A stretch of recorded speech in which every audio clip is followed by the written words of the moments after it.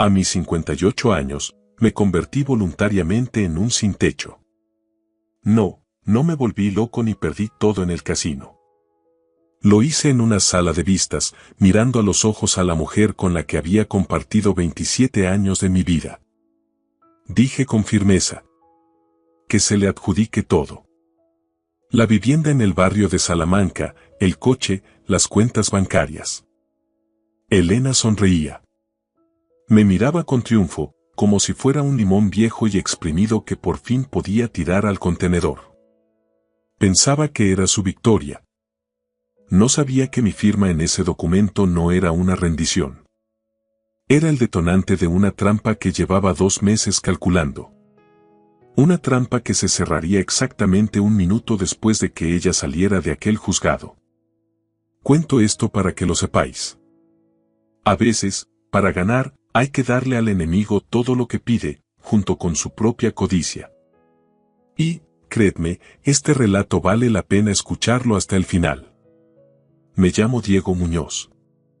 Soy ingeniero de caminos y supervisor de obras en el Ayuntamiento de Madrid. ¿Sabéis cuál es la esencia de mi trabajo? Buscar defectos ocultos.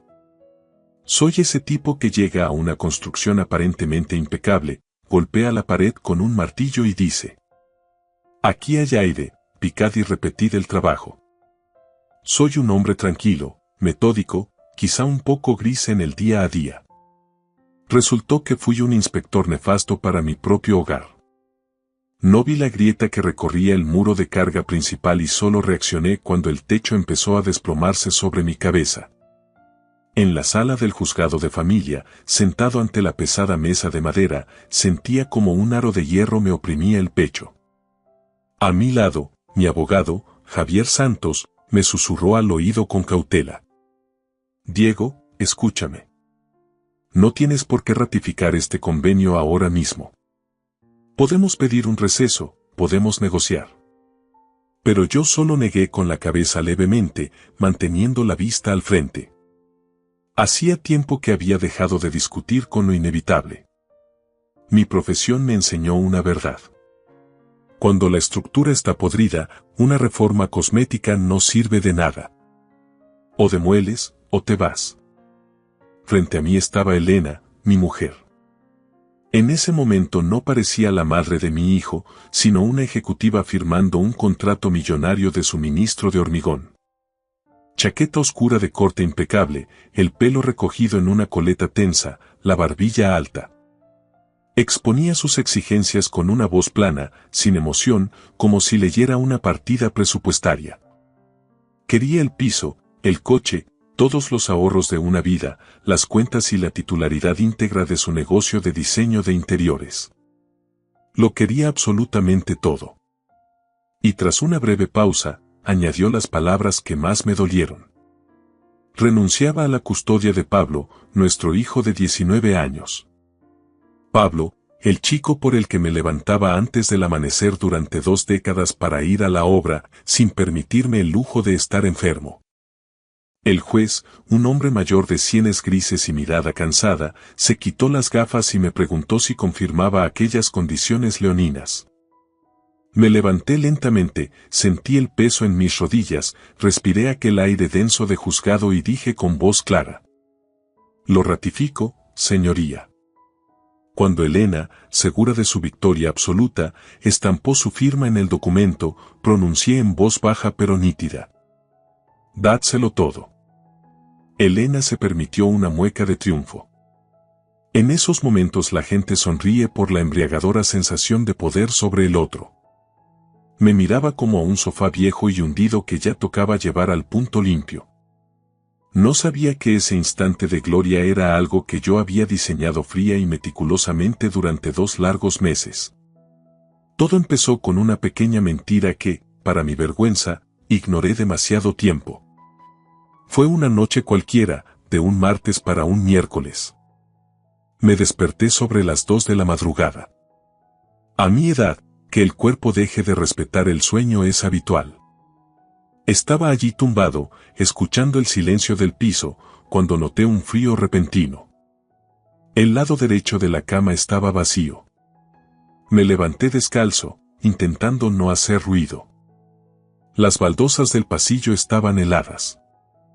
En la oscuridad, los marcos de nuestras fotos familiares brillaban con la luz de la luna. Las conocía de memoria. Pablo en su primer día de colegio en el liceo, nosotros de vacaciones en la Costa Brava. Parecían personas extrañas de una película antigua. Al llegar a la cocina, vi una luz azulada. Elena estaba de espaldas, pegada a la pantalla del móvil. Su pulgar volaba sobre el cristal. Escribía, borraba, sonreía. No era la sonrisa de cortesía que me daba en el desayuno, era la sonrisa de una mujer que se siente deseada, viva. Tenía un secreto dulce. Me acerqué lo suficiente para que mi vista de ingeniero captara la pantalla por encima de su hombro. El contacto estaba guardado solo con una letra, D. En el chat brillaban frases que te queman las entrañas. No puedo esperar a nuestra nueva vida. Cuando por fin te liberes, no tendrás que cargar más con ese lastre. Lastre. Esa palabra me golpeó más fuerte que nada. Ni marido, ni Diego, ni siquiera el viejo. Lastre. 27 años de vida, la crianza de un hijo, las reformas, mis turnos extra, la hipoteca de la casa que liquidé antes de tiempo. Todo eso era ahora un peso muerto que le impedía volar. No grité. No le quité el teléfono. Simplemente me quedé sin aire. Retrocedí a la oscuridad del pasillo como un ladrón en mi propia casa. Me encerré en el baño, encendí la luz fluorescente y me miré al espejo. Vi a un hombre de sienes blancas y arrugas profundas. Vi un lastre. Esa noche, mientras Madrid dormía, comprendí que mi casa, mi fortaleza, ya se estaba derrumbando. Solo que el polvo aún no se había asentado y nadie más que yo oía el crujir de las vigas. A la mañana siguiente, Elena estaba en la cocina preparando café, tarareando algo ligero. «Buenos días, Diego», dijo con alegría, sin girarse. «Buenos días», respondí con la voz ronca. Se veía radiante, llena de energía. En ese momento me invadió una calma gélida de profesional. Pensé. Si monto un escándalo ahora, ella simplemente se marchará, pedirá el divorcio, me acusará de tirano y yo quedaré como un viejo tonto y culpable. Pero mi intuición de ingeniero me decía que esto no era un simple desliz. Esas frases sobre liberarse sonaban a una estrategia de liquidación por cierre. Decidí callar. Decidí observar. Me puse la máscara del marido cansado que no ve más allá de su tostada. Pero empecé a fijarme en mi mujer y en mi casa como me fijo en las grietas del hormigón. Pronto noté que la vida desaparecía de nuestro hogar ladrillo a ladrillo. Convivir con alguien de quien sospechas una traición es como vivir en una casa situada en una zona de desprendimientos. Los muros están ahí, pero sientes que la tierra bajo los cimientos se desliza hacia el abismo. Elena se dedicaba al homestaging. Preparaba pisos para la venta o el alquiler. Traía muebles, ponía la luz adecuada, cuadros, jarrones. Creaba una atmósfera para que el comprador se enamorara al instante. Antes me sentía orgulloso de su buen gusto, pero empecé a notar rarezas. Empezaron a desaparecer cosas de casa. Primero fue la vajilla de porcelana de mi abuela, una joya de la Cartuja de Sevilla que solo usábamos en Navidad. «Elena, ¿dónde está la vajilla?», pregunté un sábado, fingiendo desinterés mientras leía el periódico. «La he llevado a un piso en el centro, en una finca regia. Necesitaba ese toque vintage para la sesión de fotos. La traeré de vuelta, no te preocupes». Sonaba profesional. Si no hubiera visto el chat, la habría creído. Pero la vajilla no volvía. Luego desaparecieron 2 sillas de estilo Tonet que yo mismo había restaurado en el garaje. La excusa fue la misma. «El mercado retro está en auge, Diego, las necesito para crear ambiente en un comedor». El golpe más duro fue mi sillón de cuero. Un martes volví con Pablo de cambiarle el aceite al coche y el salón se sentía huérfano. Mi sillón, el que tenía la forma de mi espalda, donde le leía cuentos a Pablo de pequeño, ya no estaba. En su lugar había un puff de color amarillo limón que quedaba como un tenedor de plástico en una cena de gala. «Mamá, ¿dónde está el sillón de papá?», preguntó Pablo, extrañado. «Ay, no empecéis», respondió ella sin levantar la vista del portátil. Se ha ido a un despacho en la zona de Asca, para un cliente muy exigente que buscaba estatus. Es temporal. Pablo me miró con una mezcla de desconcierto y sospecha adulta. Sus ojos preguntaban: «Papá, ¿no ves que miente? ¿Vas a permitir esto?». Quise gritar, pero recordé lo del lastre. Si montaba una escena por un sillón, ella me llamaría mezquino. «Déjalo, Pablo, mamá está trabajando», dije casi en un susurro. Mi hijo cerró la puerta de su cuarto con un sonido que dolió más que una bofetada. Estaba perdiendo su respeto mientras ella desvalijaba nuestra vida. Esa noche bajé al garaje. Allí, en un rincón que Elena me pidió despejar para inventario de trabajo, había una pared de cajas de cartón. Con una linterna, leí las etiquetas. Objetivo centro, textil, decoración, personal. Abrí una caja de decoración con una navaja. Dentro no había jarrones modernos, sino nuestros álbumes de fotos familiares. Los que deberían estar en la estantería para que los vieran nuestros nietos. En la de textil estaban nuestros edredones de plumas caros y mi manta de lana favorita. Abrí más. Mis libros de arquitectura, nuestra colección de vinilos, la cubertería de plata de nuestra boda. No era atrezo para su negocio. Era un saqueo. Elena estaba empaquetando nuestra memoria para llevársela a su nueva vida con D. Nos estaba dejando en un cascarón vacío. Me senté en un cubo de pintura viejo. Las manos me temblaban, pero mi mente estaba lúcida. Esto no era una crisis matrimonial, era una guerra. Y el enemigo ya estaba dentro de la fortaleza vaciando el polvorín. Pero lo peor no eran los muebles. El verdadero impacto llegó días después cuando revisé lo que creía intocable.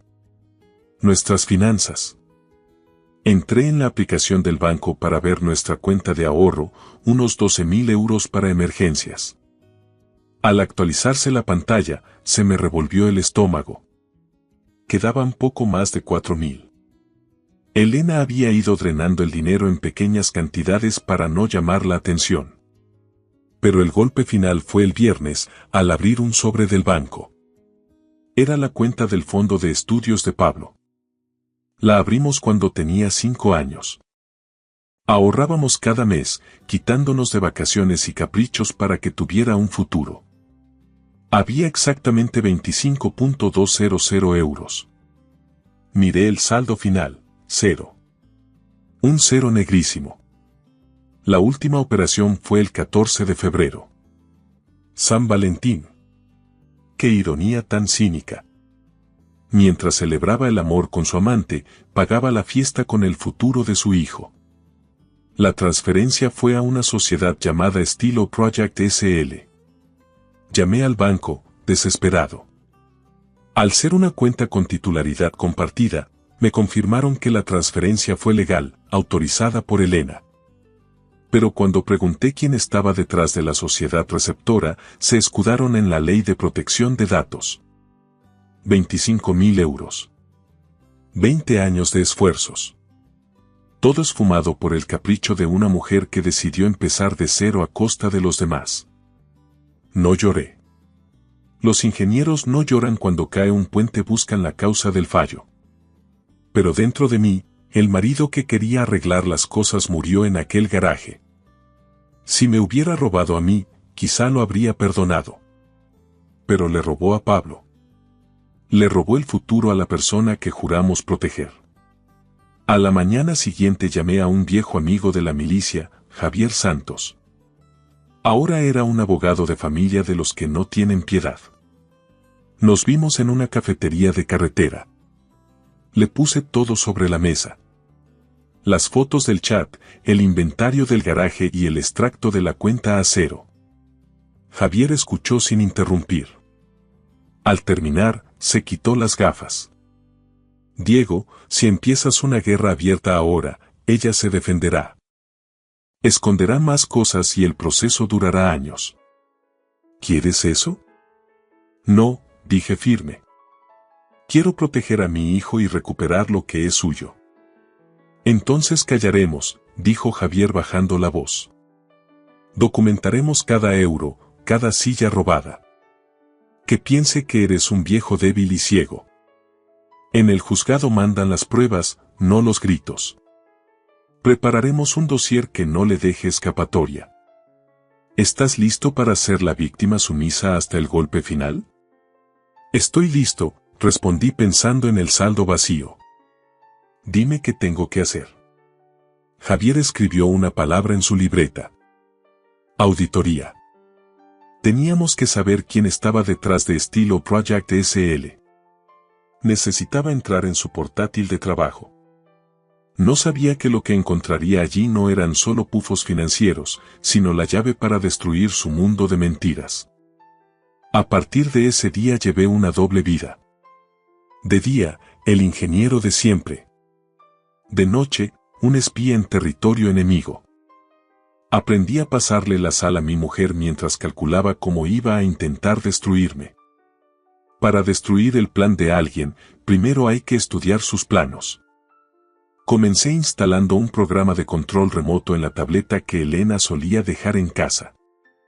Fue amargo tener que usar herramientas diseñadas para vigilar a menores contra mi propia esposa, pero ya no la veía como a alguien cercano. Ella era un defecto estructural en mi vida. Cada noche, cuando ella se dormía, yo me convertía en auditor. Descubrí que Elena no solo estaba drenando efectivo, estaba despatrimonializando nuestra unión. A través de su sociedad, Estilo Project SL, compraba equipamiento de hostelería de alta gama y mobiliario de diseño italiano, registrándolo todo como gastos de su actividad profesional, pero pagándolo con nuestro capital común. Una noche encontré en el historial del navegador su correspondencia con un abogado. Discutían cómo dejar fuera del reparto de bienes nuestro piso del barrio de Salamanca. El plan era tan simple como ruin. Formalizar un aval ficticio vinculando la vivienda al desarrollo del negocio. Si yo firmaba los papeles que ella me pasaba bajo el pretexto de ser un trámite para la póliza de crédito, me habría quedado debiendo dinero al banco de por vida, mientras que la nuda propiedad del piso pasaría a manos de su nueva sociedad. Diego, cariño, dijo una vez durante la cena, sirviéndome una copa de vino, tenemos que optimizar los impuestos de cara al año que viene. Firma aquí, es solo una autorización para gestionar las cuentas y agilizar las tasas municipales. Miré el documento. Era un poder general para pleitos y cobros, pero con cláusulas de disposición de bienes. En España, esto le otorga a una persona el derecho de vender tus propiedades o pedir créditos en tu nombre sin consultarte. Mi mano tembló, pero recordé las palabras de Javier. Conviértete en la víctima sumisa. Por supuesto, Elena. Siempre se te han dado mejor estos líos burocráticos, sonreí y estampé mi firma. Lo que ella no sabía era que Javier ya tenía preparado el acta de revocación de todos mis poderes ante notario. La presentaríamos exactamente una hora antes de entrar en el juzgado para la ratificación del divorcio, invalidando cualquier movimiento de última hora que ella intentara hacer. Lo más difícil fue tratar con Pablo. Mi hijo veía cómo su madre sacaba piezas de valor de casa, percibía mi supuesta indiferencia y empezó a despreciarme. Papá, es que no tiene sangre en las venas. Me gritó cuando se enteró de que yo no había puesto ninguna objeción al desplazamiento de su fondo de estudios. Nos está desvalijando en tu cara y tú solo asientes como un mueble más. Me daban ganas de abrazarlo y decirle: Hijo, soy ingeniero. No intento arreglar una fuga hasta que no he localizado la llave de paso general. Ten paciencia. Pero guardé silencio. Ese fue el precio más alto que pagué por esta trampa. Su decepción y su rabia. Empecé a moverme a través de mis contactos en el ayuntamiento. Como supervisor de obras, conocía a los inspectores de la Junta de Distrito. Averigüé que el local de Chueca que Elena y su amante, David Rivas, habían alquilado para su club exclusivo tenía irregularidades urbanísticas graves. Habían derribado tabiques y alterado muros de carga sin la preceptiva licencia de obra mayor, un atentado contra la seguridad del edificio. No denuncié de inmediato. Esperé a que invirtieran hasta el último céntimo, incluidos los 25.000 euros robados a Pablo. Esperé a que compraran la maquinaria de cocina, instalaran la iluminación y contrataran al personal. Quería que, en el momento del impacto, su carga financiera fuera máxima y su capacidad de maniobra, nula. En ingeniería, eso se llama el punto de rotura. Una semana antes de la cita en el juzgado, me reuní con Javier en un pequeño bar de las afueras. ¿Está todo listo, Diego?, preguntó mientras removía el café. Sí. Todos los extractos de la apropiación indebida de los fondos de Pablo están compulsados. La denuncia ante la agencia tributaria por posible blanqueo y el uso fraudulento de la sociedad limitada está en mi maletín. Y lo más importante, el informe de inspección técnica que solicita el precinto inmediato del local por riesgo estructural está redactado. ¿Eres consciente de que después de esto no le quedará nada? Podría enfrentarse a sanciones administrativas que la inhabiliten como empresaria, advirtió Javier. Le quedará lo que ella misma ha construido, respondí. El vacío. Aquella noche volví a casa. Elena estaba cerrando una maleta. Ni siquiera se molestaba ya en disimular su impaciencia por marcharse. Diego, me iré justo después de salir del juzgado. El abogado te enviará la dirección para que la empresa de mudanzas recoja el resto de mis cosas. Muy bien, Elena. Espero que tu nuevo proyecto te dé lo que buscas. Me dará la libertad, soltó ella, cerrando el cierre de la maleta con un golpe seco.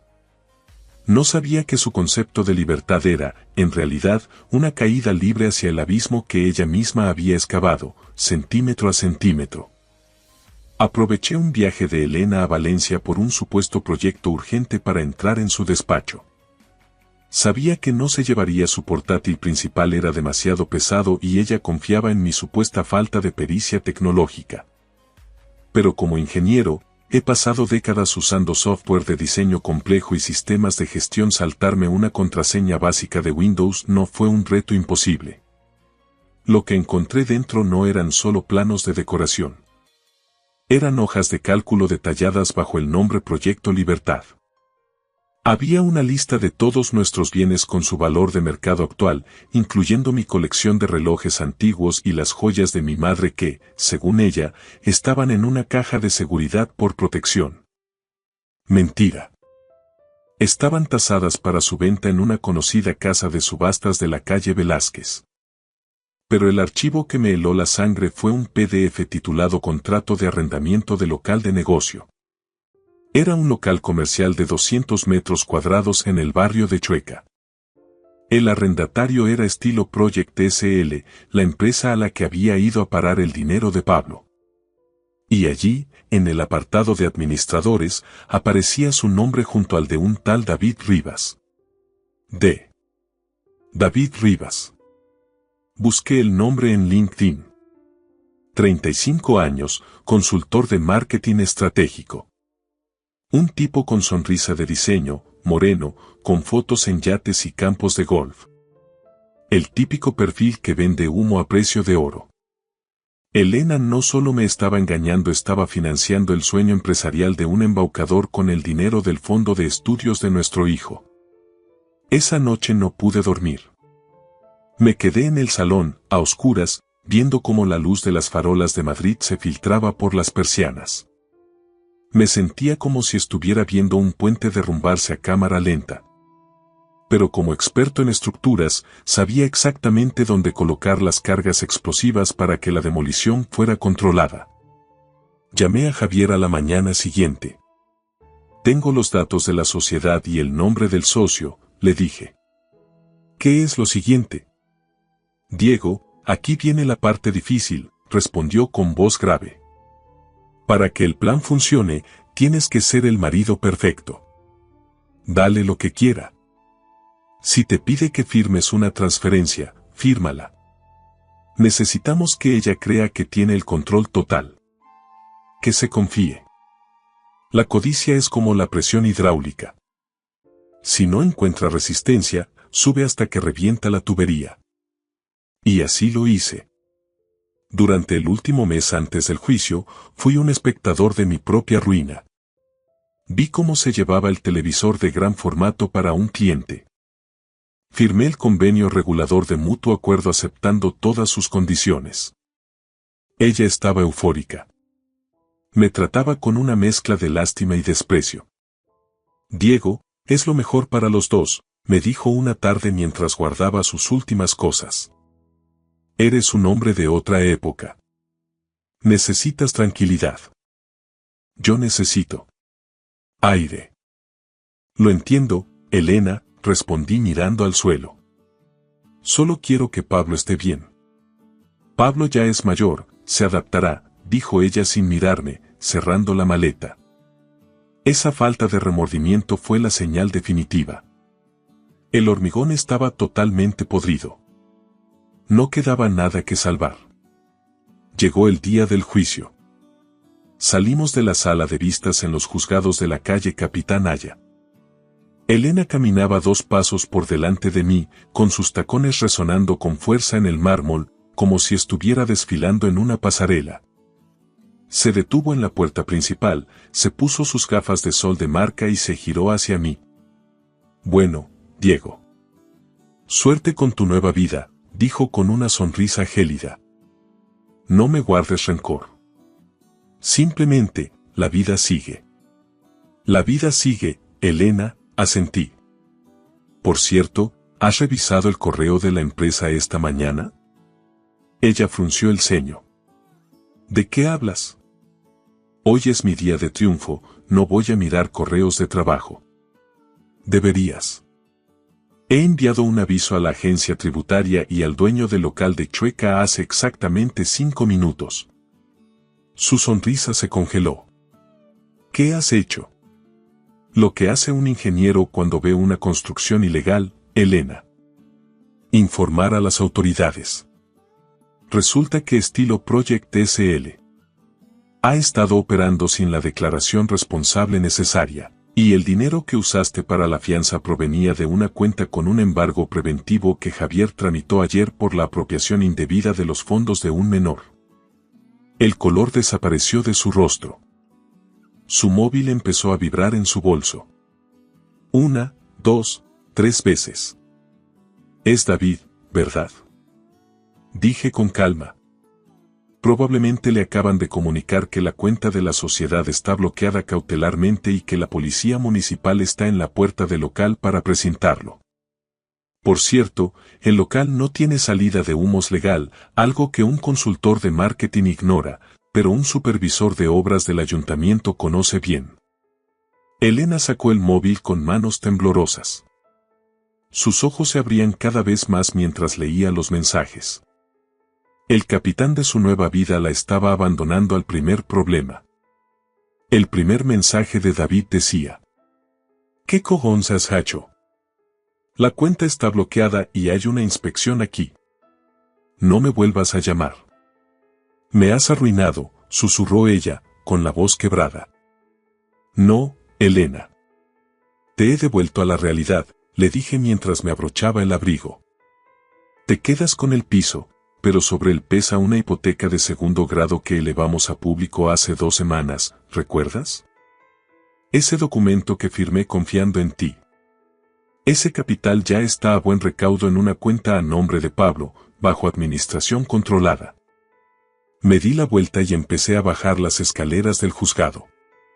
Me sentía ligero, como si después de 27 años me hubiera quitado una armadura de plomo. Pasaron los meses. Me mudé a un pequeño apartamento cerca del Retiro. Es modesto, pero las paredes son sólidas y no hay secretos escondidos en los armarios. Pablo vive conmigo mientras termina su carrera de arquitectura. Recuperó su dinero y, lo más importante, recuperó la confianza en que la integridad tiene un valor real. A veces recibo noticias de Elena. El gran proyecto de Chueca nunca llegó a inaugurarse. David Rivas desapareció del mapa en cuanto el flujo de efectivo se cortó, dejando a Elena con una montaña de deudas legales y sanciones administrativas. El piso del barrio de Salamanca tuvo que venderse para pagar a los acreedores, pero como la carga hipotecaria a favor de Pablo tenía prioridad registral, ella apenas recibió nada tras la liquidación. Ahora vive en un piso alquilado en las afueras y trabaja como dependienta en una gran superficie de muebles. Ayer me crucé con ella por la calle Goya. Llevaba una bolsa de la compra y parecía cansada, prematuramente envejecida. Me vio y agachó la cabeza. No sentí alegría, ni triunfo. Solo sentí el alivio de saber que mi estructura personal estaba de nuevo a plomo. A mis 58 años, aprendí que la verdadera justicia no es una explosión dramática. Es simplemente la gravedad. Si construyes sobre mentiras, el propio peso de tu vida acabará por hundirte. Yo solo quité los andamios que la sostenían y dejé que la física hiciera el resto. Ahora, cuando paseo por el Retiro y observo los árboles centenarios, entiendo que para que algo crezca con fuerza, necesita raíces profundas y honestas. Todo lo demás son solo decorados de homestaging. Gracias por escuchar mi historia hasta el final. Si resonó contigo, dale like, escribe en los comentarios qué fue lo que más te tocó y no olvides decir de dónde eres. Suscríbete al canal, vienen muchas más historias.